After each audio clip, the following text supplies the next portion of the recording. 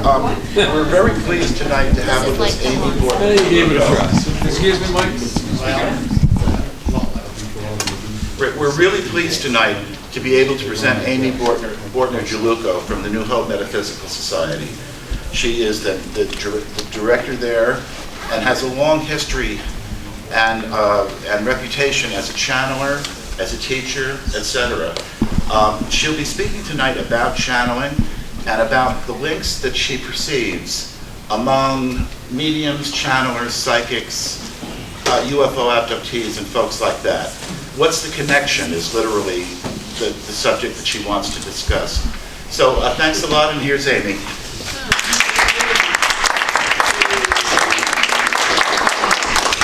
Well, thank you everybody for inviting me to this illustrious group. It's my first time, and a little nervous because this is the first time I actually have talked about this particular topic. I've never actually talked about it before because it's sort of a private matter for me, in that I've had experiences myself and I have had clients who've had ET experiences, and so it's always been a confidential topic until now. But I thought this would be timely for this period of time and to let people know, my experience and so on. Just to give a brief background, let's see, I began my journey into spirituality and metaphysics at an early age, around 25, 26. And I was given the book Seth Speaks. I don't know if anyone's familiar with it, but it is a channeled book.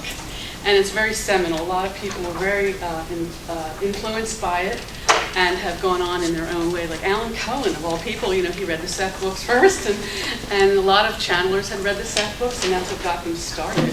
So is everybody familiar, of course, then with the word channeling and channelers? Does anyone not know what that means? Okay, so we're all on the same page. I have to kind of get a sense of where everybody is. So after reading Seth Speaks, I was very intrigued by the fact that there was an entity who could speak to another entity, another person. I thought, is that possible, and what does that look like? And I was very fortunate at the time. I was working as a paralegal in a legal aid office in Langhorne, and there was a lawyer there whose friend was a channeler. I mean, of all things, right? So he introduced me to her, and her name is Sheila Reynolds. You may or may not know her, but she's in Philadelphia, and she started a group called Mind Matters with another friend. And she had started working with the Ouija board originally in her own way, just like Jane Roberts did through channeling Seth. And she started getting information from guides and whatnot, so she began her career as a channeler, eventually channeling her guides. And she started an organization with this friend of hers, and so she offered classes in metaphysics, meditation, contacting your guides, and so on. And so I went to her for a reading, and I was very curious because I wanted to see what a person looked like when they channeled.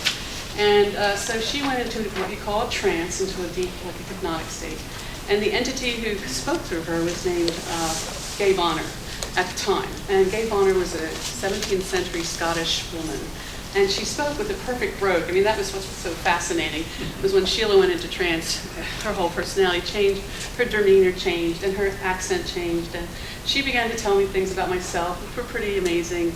And she did say that you will be doing something like this channeler's doing someday. And I thought, what? I was not that, aware of my abilities at the time. I was a paralegal, I studied philosophy, I majored in philosophy, I was very intellectual. My father's a judge, or was a judge. So I came from a very intellectually, rationally based family. So I was very, suspicious, that's the word, suspicious. So, but however, I was very intrigued with the channeling phenomena. I wanted to see what it looked like, so I took her class just to see her go into trance in every class, because she would allow her entity to speak at the end of each class and give a little description of a person's experience in the class itself to help clarify their experiences. And so I did. And I took the class actually for 2 years. I was hooked, so. During that time, I met some people who I know now for the rest of my life, including Wayne Hardy, who some of you may know. And he and I met through Sheila's class. And we both kind of began to connect with what we call our spiritual guidance, contactee, whatever, controls during that time. And I connected with an ascended master, so he claimed, during a meditation, and a name came through, and a sense of a being around me, and the name Dan came into my mind, and I was told I could contact him through what's called automatic writing. And that's a way in which you allow the entity to guide your hand and write a message to you. I don't know if you're familiar with this, but this is a standard practice now for many people who are introduced into the world of psychic abilities, working with their intuitions, their psychic abilities, and eventually with guides, and their spiritual family, as I call it.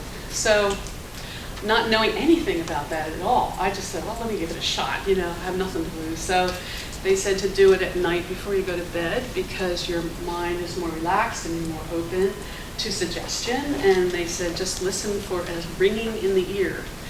And I didn't think I was going to, but for the first week, I heard a ringing in my ear. Wow. And so I said, oh, must be time.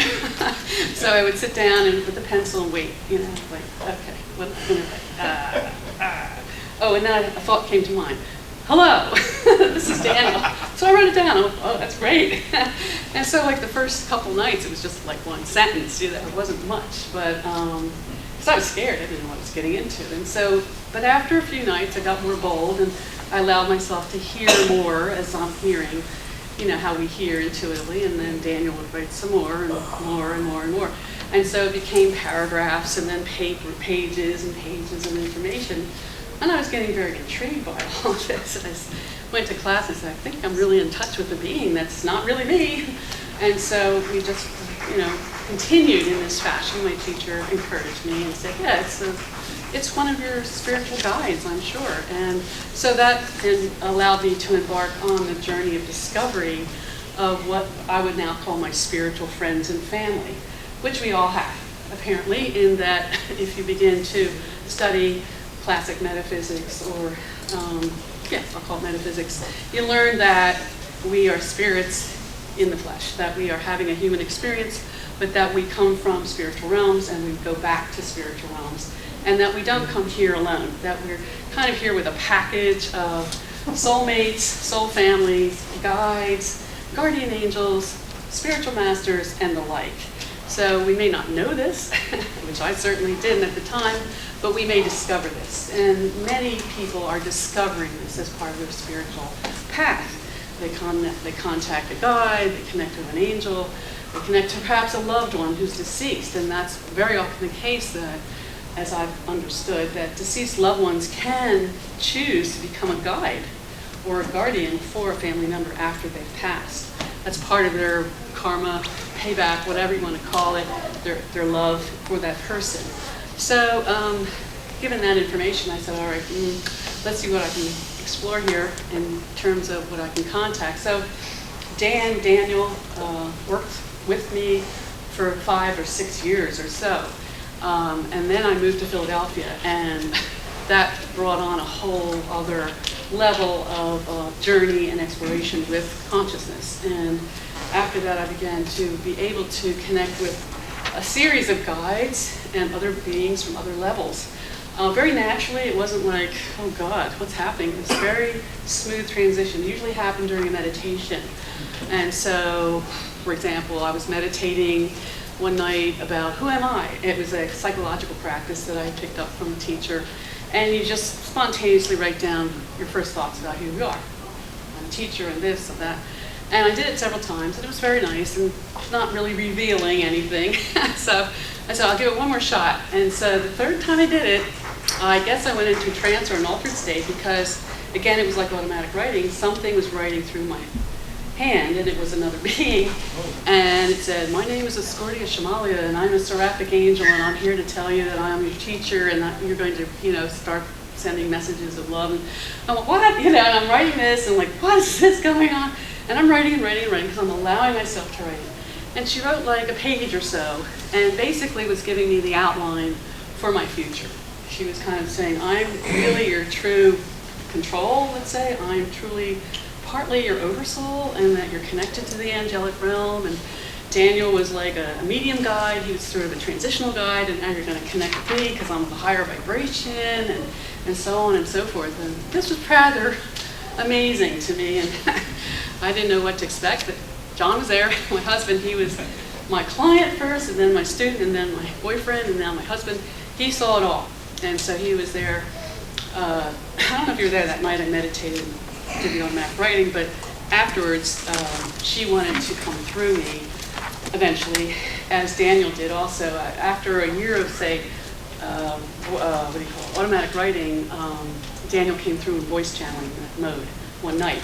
And that was also a very dramatic experience. And, you know, I kind of like couldn't open my eyes, and because I was doing automatic writing sessions for friends at that point, because they were intrigued with who Daniel was, and so he would answer questions for them. And then one night I was doing that, and I said I can't keep my eyes open. I feel like I'm really swooning. And so they just carried me into the living room and said, well, I don't know what's going to happen. I said, well, we'll just watch you. You know, we'll make sure you're safe. And what happened was that Daniel decided to come through more. He wanted to use my whole body, my voice, my face, everything. So I didn't know that, so it was a real surprise, but I felt him, and I felt myself sinking down into the couch, and sort of him rising up behind me, and I felt him moving my head and my jaw and everything. He was kind of testing the equipment, basically, and I was like, you know, I was doing weird things with my face, and then I felt like a buzzing around my head. It was sort of like a vibrational frequency of energy that I guess he was sending so I could connect in. It's almost like a radio signal, you know, when you channel, it's like you're a radio receiver and you're picking up a signal from the other dimensions. And so I was vibrating and receiving and syncing and all these things. I'm saying, I don't know what to do, I'm scared. They said, just go with it. And so finally the urge was for me to speak. And I said, oh, I guess he wants to speak. So I let myself say something, and he said, in a very low voice, lower than mine, he said, good evening, this is Daniel speaking, like that. And everybody went, whoa!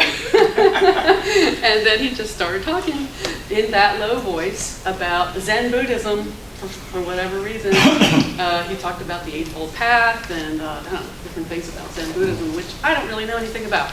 So that went on for about maybe 10 or 20 minutes.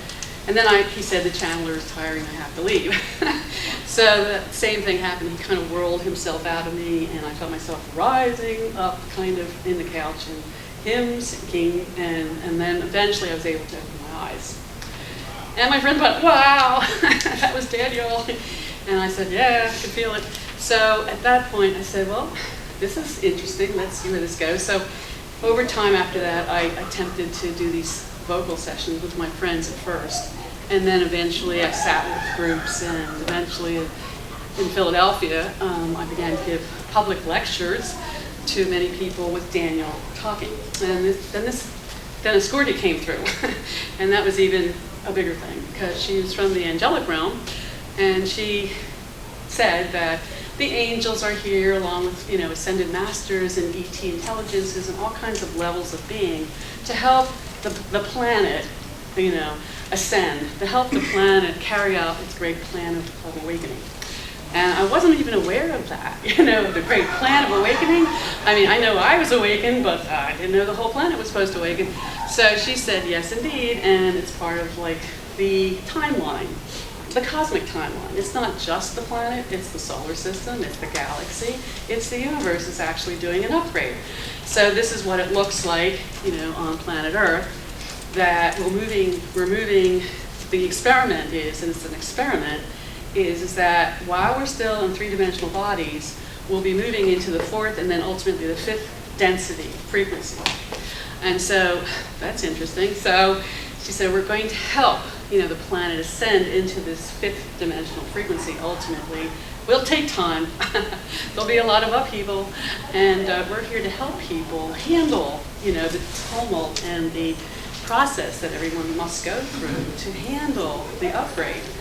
Simply put. Okay, you have a question? May I say something about the Maya culture? They're talking about the 2012 was the time for changes. Yeah.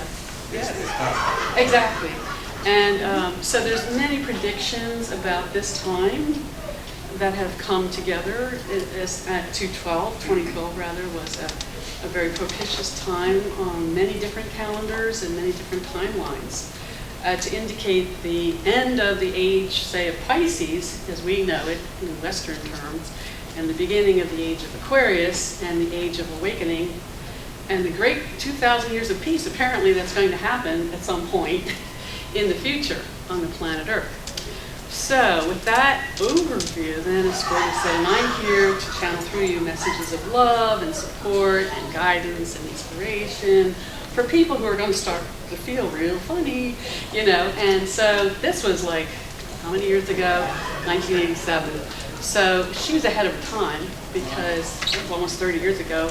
People are just beginning to start to awaken now and going through upheaval and tumultuousness, like say in the last 5 years. So she was way ahead of her time, and so we didn't feel it as much then. We were just curious about what she meant by that. So she engaged in a lot of channeling and lectures about that issue and helped many people through.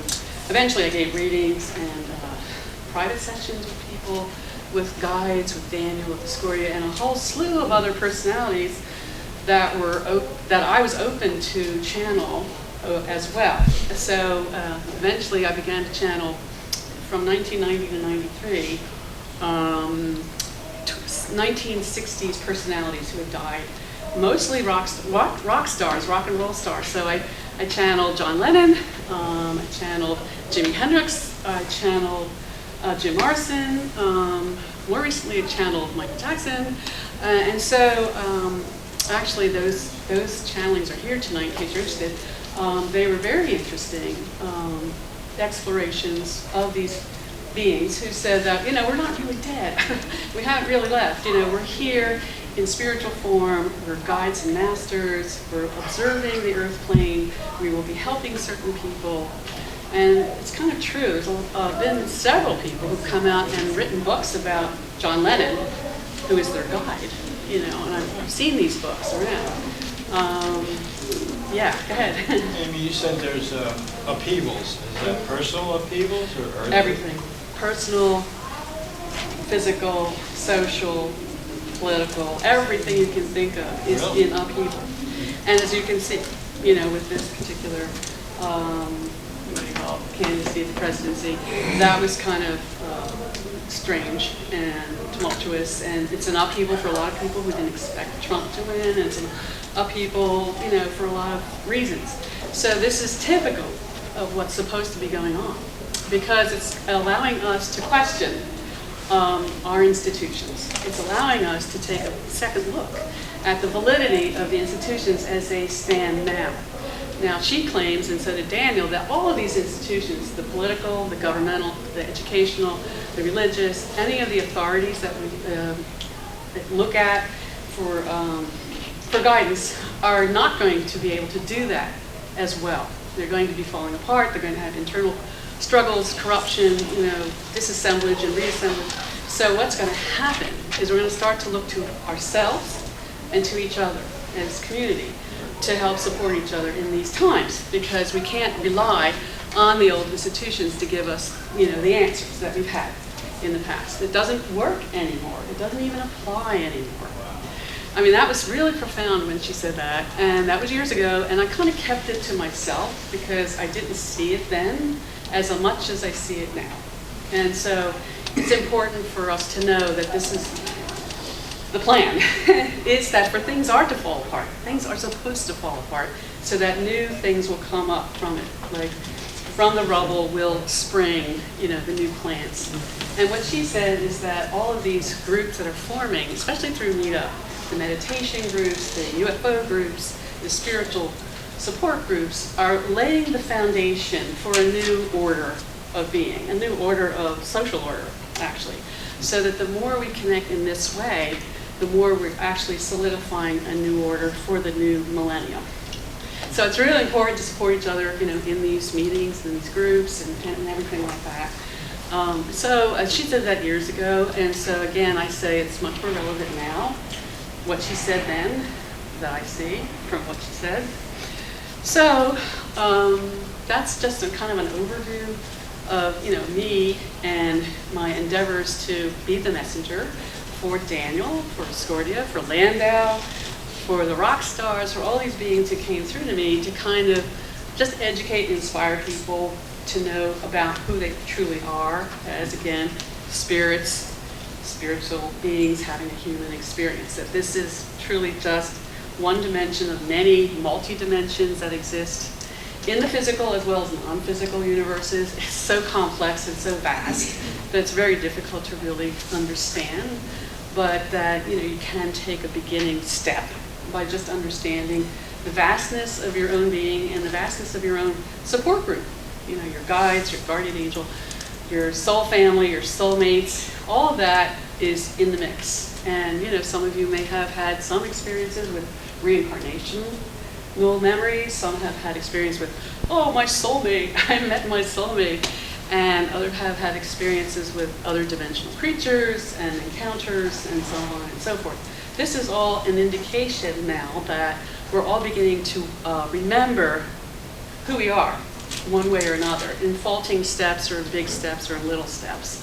For me, it was big steps because I had to integrate so many concepts and so many insights over the year that I'm pretty sure that I've got a big picture of who I am and what I'm about. But people are still learning and still in their path of learning what they can, when they can, where they can. Now, given that, I believe then that channelers and mystics and intuitives also are prime sources of information and access to the other worlds, to other dimensions, including the ET worlds and ET dimensions. And in fact, many of my channeling friends have said that they have had contact as a child or had abductions or whatever you want to call them growing up, and that they became channelers either in spite of it or because of it. And so I personally have not had a known physical contact, but I can say that when I was 15, I do remember waking up from a sleep, a deep sleep, and sitting bolt upright, hearing somebody talking to me in my ear, like telepathically, and seeing a star or some kind of light outside in the sky quickly receding back so that it became a little tiny point of light. And I immediately said in my own mind, well, that's a UFO. And I, thought, okay, I've been contacted. And I wasn't afraid. It was the strangest thing. In fact, I went right back to sleep.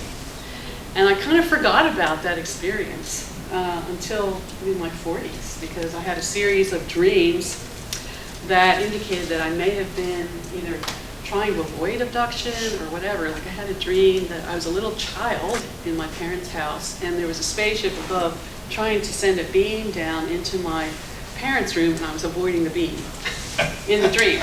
Get out here, you're not going to take me. And then I had another dream where I was in a spaceship, and there was a ton of people in the spaceship. It was like a loading dock or something. And it looked like a human environment, like a big banquet hall or something. And I said to myself, oh, they're trying to make it look human, to make us comfortable. And in that dream again, I escaped from that spaceship. It was kind of a dream, but it didn't feel real. It felt more dreamlike, but who knows? It may have been a memory of something that occurred, actually, don't know. And then I did have a dream once later where I was with benevolent ETs, and I was in a spaceship that had like a really wide window, curved window, and we were flying over the Pennsylvania Turnpike. And they were kind of on an observation mission, just taking notes about the traffic patterns and the highways. And I'm good with them, for some reason. I'm saying, oh, isn't it a shame that Pennsylvania Turnpike's always so crowded and it's dirty and it's never, finished. And just going, yeah, okay, I'm writing this down, And they're just taking notes and about the state of things in the environment. I thought that was very humorous because they all wore jumpsuits, like your typical picture, 50s, ETs wearing the jumpsuits. They were humans. They were men, 2 men and a woman, I think, black hair, about our size. Nothing any different about them. Thank goodness. I don't think I could handle the other kinds, but for me anyway, that was, comforting. So those were my early experiences. I did also notice that when I was a young girl, I used to look up the sky a lot, and then when I started on my channeling adventure, I would have feelings sometimes of like, I'm not really in my home planet. I felt like my home planet was somewhere else. I don't know why I felt that, but I did. And so consequently, I've always had that feeling that, well, maybe I am from another world or other dimension or place.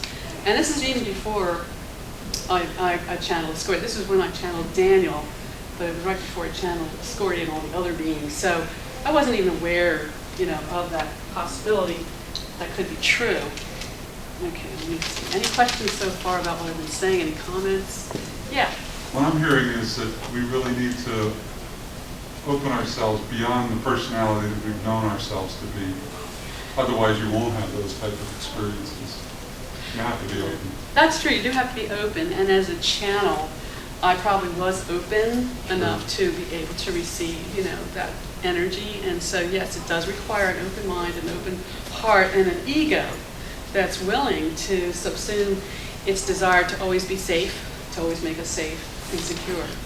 Yeah. What are some cautionary things, because there's a lot of other things on the fourth level. Sure. So what are some of the cautionary things a person should be aware of? Well, once you open yourself up, you're fair game in a way for other beings who want to also connect with you. So I've had other negative experiences too, with like astral attacks, psychic attacks, entities trying to roll me out of bed, entities, things like that. And I had to learn that was part of the deal, that I had to become strong enough to repel it, repel them. So like in the dreams, I would have to say, white light and put the cross in front of them or fight them back. And I guess it was a test for me of my power or my ability to withstand these kinds of ingresses from the lower astral realms, as I call them.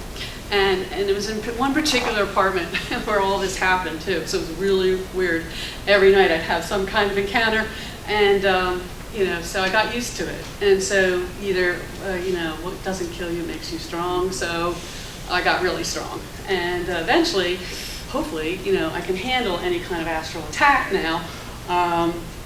In fact, one time I remember there was a being that was trying to roll me off the bed, and I turned around and punched it. And, Wow. and it kind of went, whoa, and it kind of disappeared, and I woke up, So, that's how you have to get at some point, if you know that they're not always after you. So I would say, yes, the dark, if you want to call it, or the less than light are attracted to the light. So if you are a channel and you're channeling a light frequency, of course you're going to be a beacon of light for both sides. So yeah, you have to be aware of that. And so I did have to learn about psychic self-defense and all the goodies that you're not told about when you start out.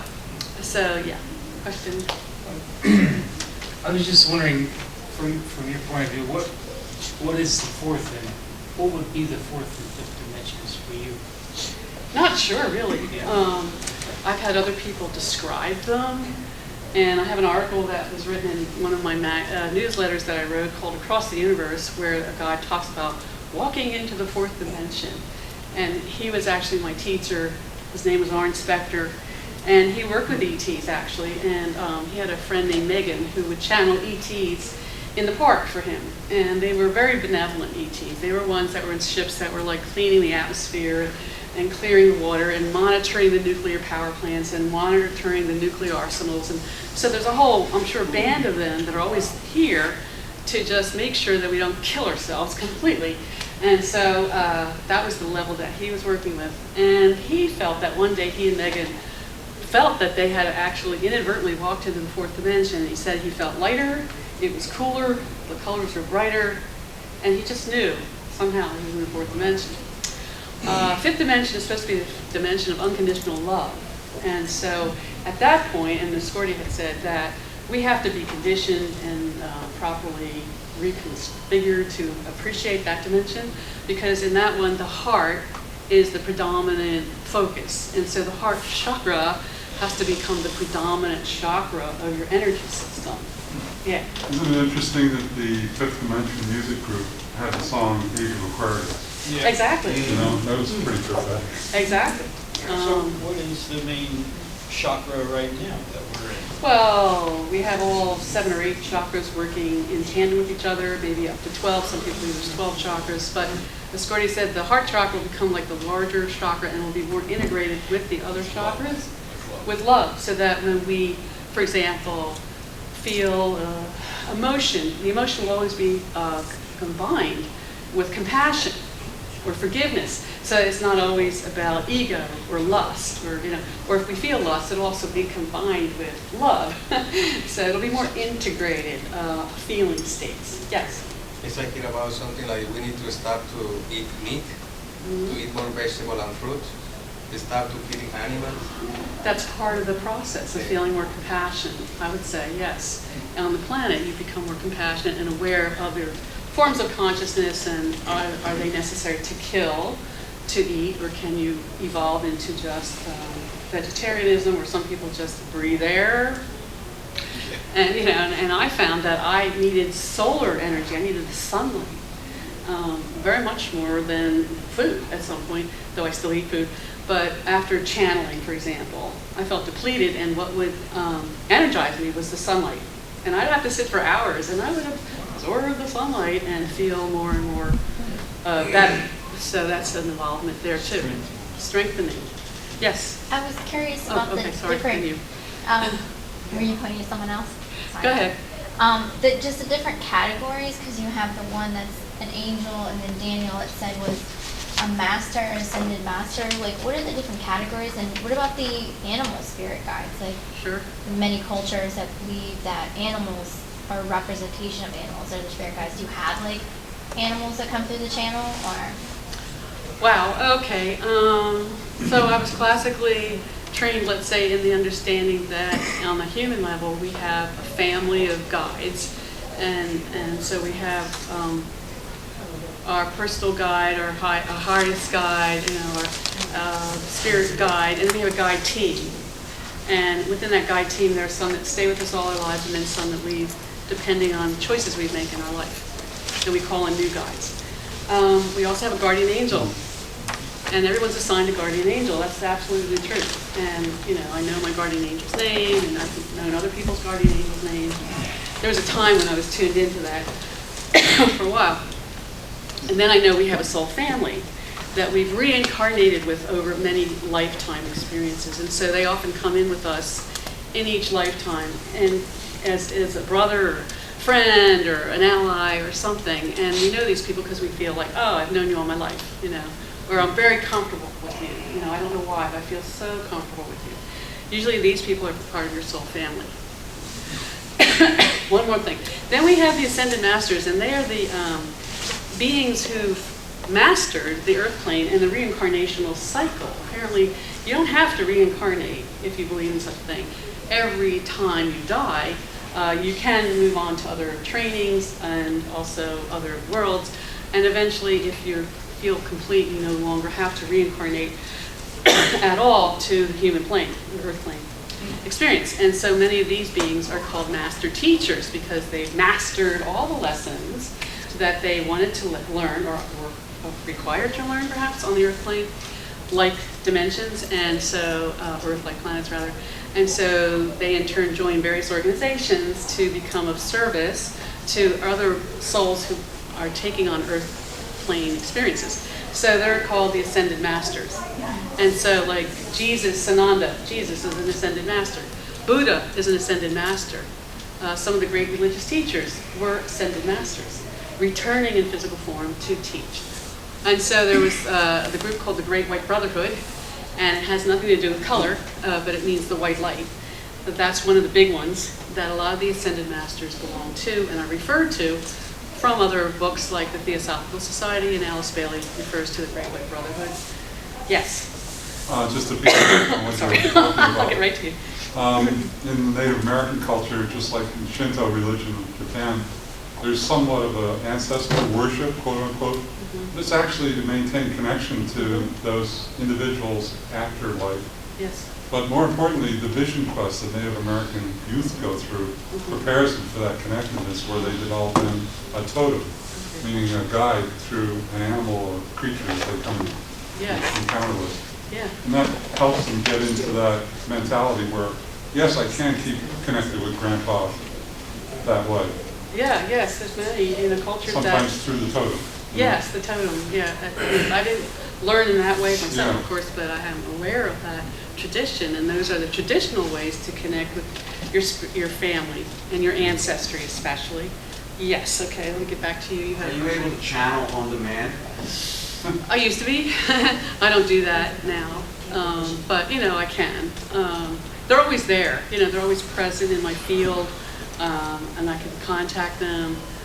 But I haven't done that in a while. I've stopped channeling professionally for like 15 years or so because of various reasons. But so I'm more about the educational aspect now of the information that is channeled, because there's so much that I've channeled actually, that it's libraries of information that I will spend the rest of my life transcribing and putting into books if I ever have a chance to do that. Yeah. Did you, when you're able to channel on demand, did you find a drawback to doing that? Not really, not really. I think I was in a kind of a constant state of preparedness for about 15 years. It's just like, I don't know why, but I had the energy to do it. And so if you weren't in that prepared state, you'd probably find there was drawbacks or certain shifts. Tiredness, the energetic drain. And certainly I was drained, but I was able to bounce back. I was younger. I started channeling when I was 29, and didn't and continued till I was 50. So within that time period, I had a lot of energy. And yeah, okay, comments again. One more quick one. Yeah, sure. As your spiritual self has grown, as you nurture that, do you have any identifiable decreases in like the physical needs of the physical self? Like where you eat less, or where my food sleep isn't as important as inspiration? Probably. I probably don't have to eat as much as I think I do. I probably have to drink more than I need to, than I have. It seems like water is more important. Nutrition, proper nutrition is always very important when you channel, and because you're using some of your reserves, your energy. So sleep has been a problem for me since I started channeling. Big problem. And so, yeah, that's always been a challenge. One thing I remember you were saying that you felt depleted, that you needed that sunlight, so apparently it was depleting your D3 and the essential vitamins in your system. Right, yeah. From what, I made out from that. Yeah. Also, a lot of silica is burnt up. Right, they were saying you use silica. Or like a Ferrari, and they use up a lot of silica, so she would go to the beach, certainly the sun, reinvigorates that.